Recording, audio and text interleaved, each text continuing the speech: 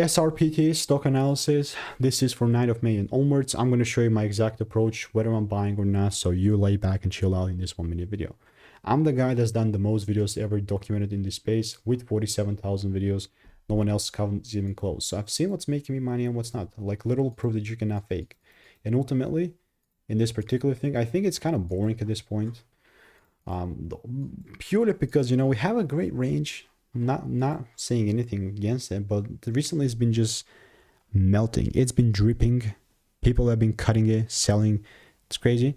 And ultimately, a lot must happen in order for me to buy. Either I have like a double break confirmation here, or if somehow I start breaking above 63 bucks, 64, and then I start taking things up.